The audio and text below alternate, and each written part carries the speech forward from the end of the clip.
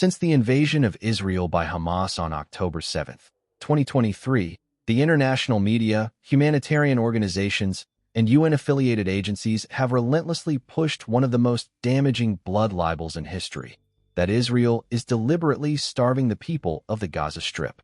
In headline after headline, and through official UN reports and viral images, the world has been told that Gaza teeters on the edge of famine, or that famine has already taken hold. However, these warnings, loudly declared, have repeatedly failed to materialize. Behind this narrative lies a calculated strategy, the weaponization of humanitarian suffering orchestrated by Hamas, the entity that controls Gaza and its distribution of aid, and amplified by willing accomplices in the United Nations system and global media. The goal is not to report the truth, but to smear Israel, rally international condemnation, and shield Hamas from accountability. A timeline of false famine warnings. Beginning in late 2023, various UN agencies, the Integrated Food Security Phase Classification (IPC) and the Famine Early Warning Systems Network (FuseNet) began issuing increasingly dire alerts about Gaza's food situation. In December 2023, the IPC issued a projection that Gaza faced a risk of famine if the conflict and access conditions did not improve. According to that report, already at that point, over 15%, 378,000 people, of Gazans were in catastrophic IPC Phase 5, the food insecurity phase that qualifies as famine. Phase 5 is the most severe phase of the IPC's classification system. One of the defining criteria for Phase 5 famine conditions is 1 out of 3 children being acutely malnourished and 2 people dying per day for every 10,000 inhabitants due to starvation. In other words, at this point there should have been 75 daily famine deaths in Gaza. At the end of February 2024, the UN issued a press release declaring famine imminent in Gaza, humanitarian officials tell Security Council. This statement also declared an increase in the number of affected Gazans. At least 576,000 people in Gaza, 1/4 of the population, are one step away from famine. Then in March 2024, the IPC and FuseNet again declared that famine was imminent in northern Gaza, upping the number of Gazans at risk yet again. CNN reported, famine in northern Gaza is imminent as more than 1 million people face catastrophic levels of hunger, new report warns. Crucially, the March IPC report put the number of Gazans experiencing Phase 5 famine conditions as of February 15 at 677,000. Based on the criteria for this classification, this would have put daily starvation deaths at 135. However, when follow-up data arrived, these warnings unraveled. According to Hamas Ministry of Health figures, which are cited by the World Health Organization, WHO, in the 9 months between October 7, 2023 and June 6, 2024, there were a total of 32 deaths from malnutrition in Gaza. A study by UK Lawyers for Israel, UKLFI, published in February 2025, revealed that even those deaths were largely attributed to intestinal infections, not hunger. In fact, despite media headlines to the contrary, the total number of starvation and malnutrition deaths reported by the Hamas Ministry of Health between October 2023 and the end of June 2025 was still under 100, less than a single day's predicted total had the IPC Phase 5 classification been accurate. If the IPC predictions had held, there would have been tens of thousands of starvation deaths in 2024 alone. In April 2024, the UN and the World Food Programme, WFP, issued dire warnings. "We are getting closer by the day to a famine situation," said Giancarlo Sirai, WFP director in Geneva. "There is reasonable evidence that all 3 famine thresholds, food insecurity, malnutrition, mortality, will be passed in the next 6 weeks." This pattern continued. In May 2024, Israeli government data directly contradicted the IPC's claims.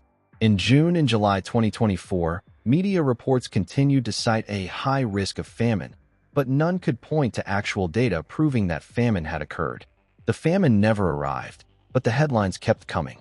After months of warnings of imminent and looming catastrophic famine, including official-sounding numbers attached to every prediction, in late June 2024, the IPC issued a report titled Famine Review Committee. Gaza Strip, June 2024, IPC's third review report. It showed that the previous famine predictions were not plausible, contradicted all available data, and were based on incorrect assumptions. After months of worldwide media echoing the dire warnings of famine in Gaza, the findings of the Famine Review Committee were barely covered by the media outside of Israel. In spite of this report, and simultaneous to it, were more shrill warnings. CNN reported at the time, nearly 500,000 are projected to face catastrophic levels of hunger, the most severe level on the IPC scale. According to the report, 96% of the population of Gaza, more than 2 million people, will face crisis, emergency, or catastrophic levels of food insecurity through at least the end of September. CNN conveniently left out the fact that the same report admitted that all the previous famine predictions came up empty. Not to be deterred by the facts, the UN and its related agencies' warnings of impending famine continued hot and heavy. Food supplies to Gaza dwindling as famine looms, warns UN, was the headline in the Financial Times on August 16, 2024. In September, Victor Aguayo, UNICEF Director of Child Nutrition, told journalists at the UN in New York that the nutrition situation in Gaza is one of the most severe that we have ever seen. His statement was published by the UN with the accompanying headline, "Risk of Famine is Real."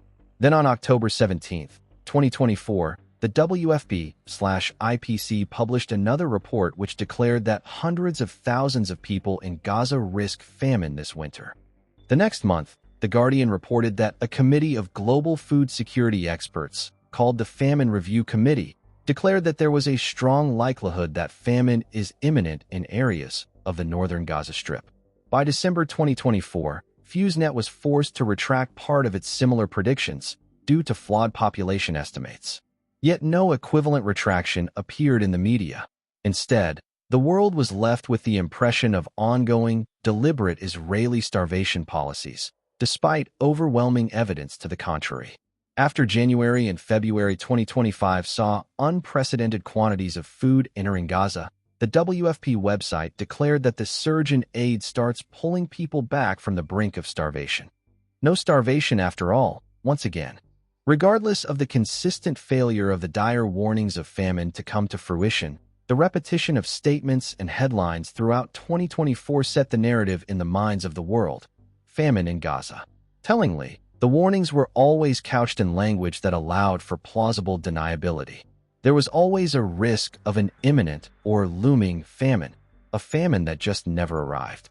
On July 29, 2025, the IPC quietly inserted a new asterisk into its Gaza alert that lowers the bar for a famine call, allowing a declaration of famine at 15% acute child malnutrition measured by mid-upper arm circumferences, MUAC, if there is evidence of rapidly worsening underlying drivers, a vague measure that leaves open a range of possibilities to justify declaring famine conditions. That shift departs from the IPC's long-standing famine threshold of plus or minus 30% acute child malnutrition based on weight for height, WHC, or edema. The same alert leaned on non-public internal datasets to assert more than greater than 20,000 child admissions for acute malnutrition and at least 16 hunger-related child deaths, numbers that outsiders cannot verify. To perpetuate the famine in Gaza narrative, they moved the goalposts and hid the evidence. Data that destroys the famine narrative. Considering the enormous quantities of food that have been entering Gaza, it should not be surprising that there was no actual famine. According to the World Food Program, sustaining Gaza's estimated population of 2.1 million people requires approximately 62,000 metric tons of food per month.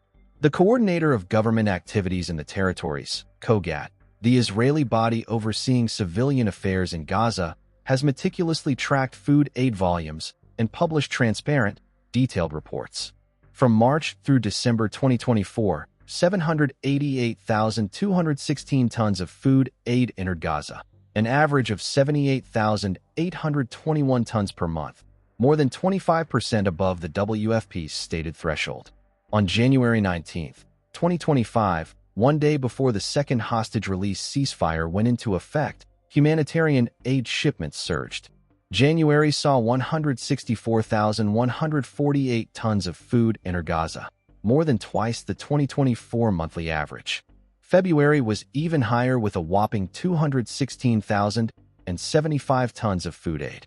Together, this 380,223 tons over January and February 2025 was enough to provide 5 months' worth of food through the end of May, at the levels of the previous 10 months. Using the WFP requirement of 62,000 tons, the food from January and February was sufficient to last through June.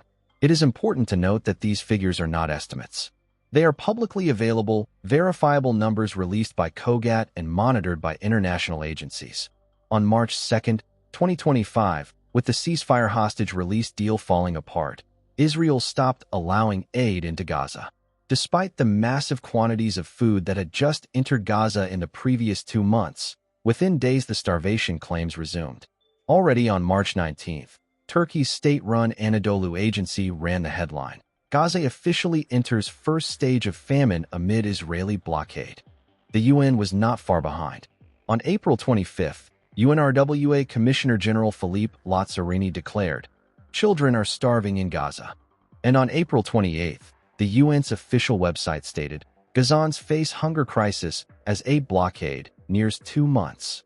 Then in May 2025, the BBC reported, "Gaza subjected to forced starvation," top UN official tells BBC. Famously, on May 20th, 2025, Tom Fletcher, head of the UN's Office for Coordination of Humanitarian Affairs, told BBC Radio that there are 14,000 babies that will die in the next 48 hours unless we can reach them. While this claim was walked back by the UN, the narrative damage was done. Hamas, the real obstruction. The food was entering Gaza, far above the minimum necessary. So why was there any hunger at all? The answer is straightforward. Hamas has weaponized food. The terrorist group that controls Gaza has systematically blocked, diverted, looted, hoarded, and resold humanitarian aid at exorbitant prices.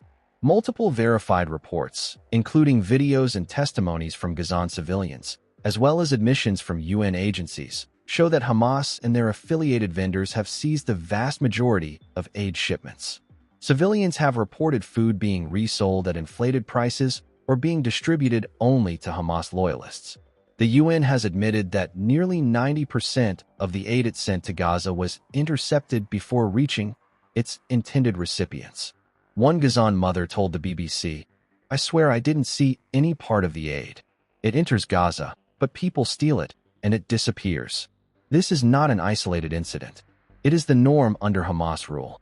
Yet, UN agencies and media outlets persist in blaming Israel, not the entity actively stealing the aid. Hamas' incentives to steal and withhold food from the civilian population are manifold. Mainly, Hamas sold the food that was meant to be given to civilians at no charge in order to fund its continued operations.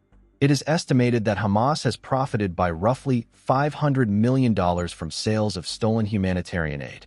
Hoarding also keeps the prices high by limiting the supply available for purchase, a key aim of this tactic. High prices are also necessary for the success of Hamas information warfare. Without scarcity on the street, prices would drop and undermine the starvation narrative. The Gaza Humanitarian Foundation, effective aid distribution that Hamas will not tolerate. Late May 2025 saw the inauguration of a new system for distribution of aid, the Gaza Humanitarian Foundation, GHF. Operating 4 sites in the southern and central Gaza Strip, the GHF is an American project operating in close coordination with Israeli authorities. The purpose of the GHF is to deliver food aid directly to individual Gazan families, while bypassing Hamas-controlled distribution networks. The GHF operates with a high level of logistical transparency, tracking aid deliveries with barcodes and GPS to ensure that food reaches its intended recipients. According to a detailed report dated August 1, 2025, by Andrew Fox of the Henry Jackson Society, within a few weeks of starting operations on the ground in Gaza, the GHF was delivering up to 2.5 million meals per day directly to Gazan civilians.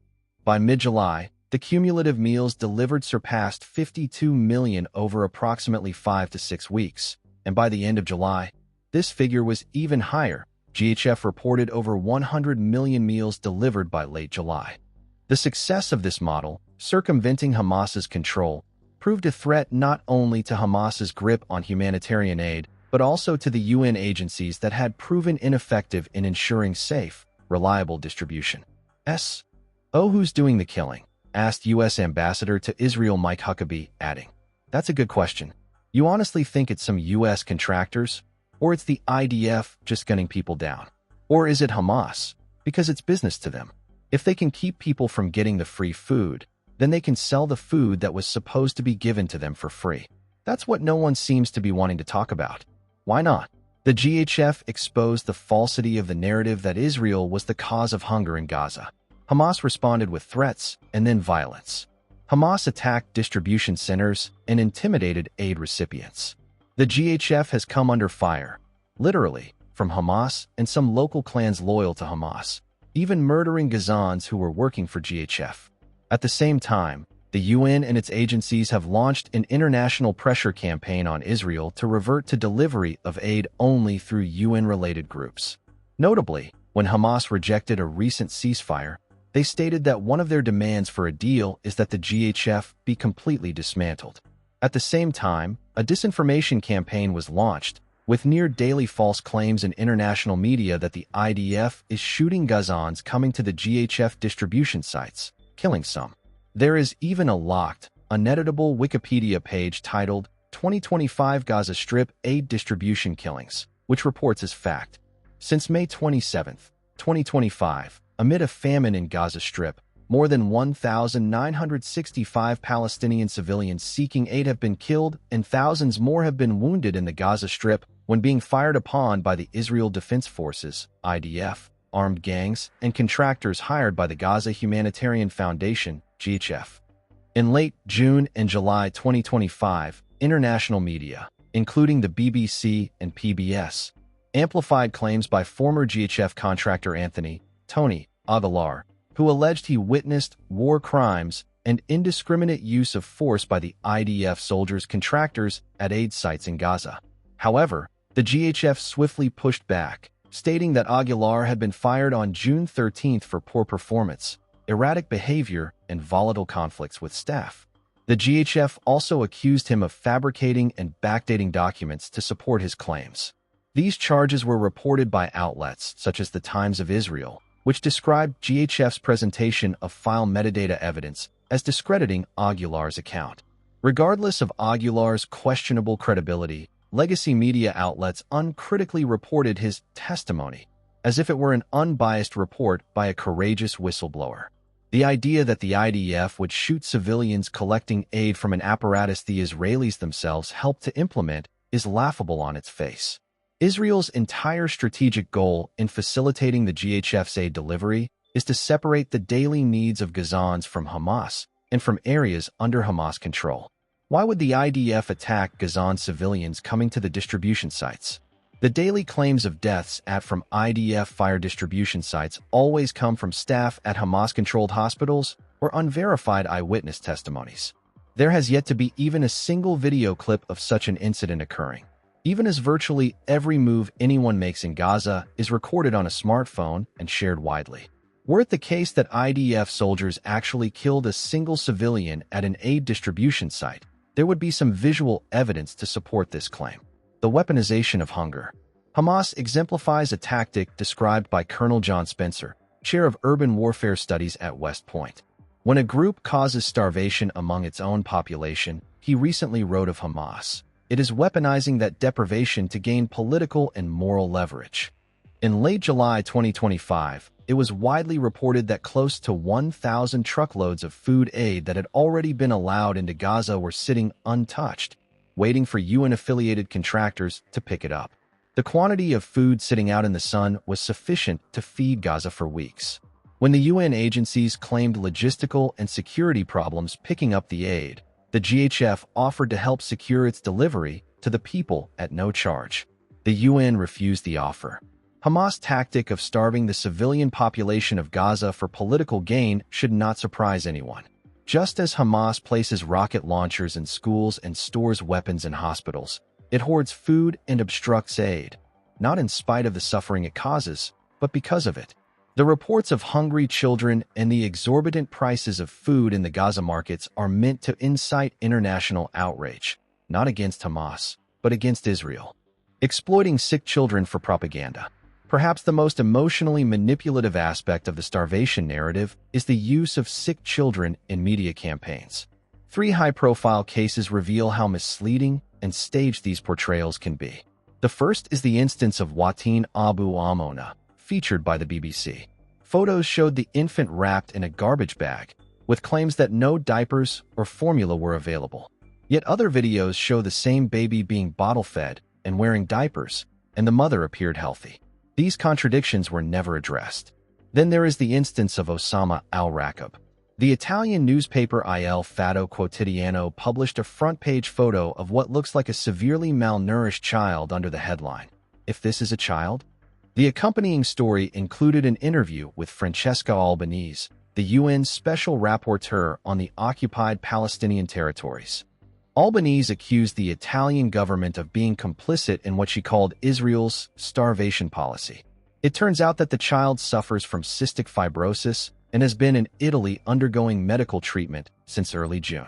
The picture, taken in April, ran on the front page in late July. The most celebrated case is that of Mohammed al-Matuk, featured in the New York Times. Portrayed as a victim of famine, the child actually suffers from a severe genetic disorder. A tightly cropped photo of the emaciated boy lovingly held in his mother's arms, arranged to resemble classical artistic renditions of Christian pietà iconography, went viral and created the iconic visual of starvation in Gaza, even as the boy's condition had nothing to do with food shortages. Later, when the full, uncropped photo leaked, Mohammed's obviously well-fed brother, appearing completely healthy, was seen standing next to him. While the New York Times ran the deceptive crop photo on its front page, seen by tens of millions of people, the retraction, admitting the error, was posted only on the @NYTimesPRX account, which has fewer than 100,000 followers. Dr. John Borowski, a humanitarian physician who has worked in refeeding centers in refugee camps and rural hospitals in war and in peace, in Kenya, Uganda, Zimbabwe, and India, recently pointed out that real famine conditions look dramatically different from what is seen in Gaza. In his field experience, famines result hundreds of malnourished children, not isolated cases.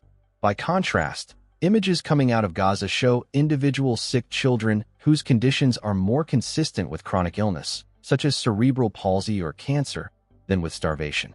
Borowski adds, "The regular photos of masses of children show kids that look miserable and dirty, but not at all malnourished.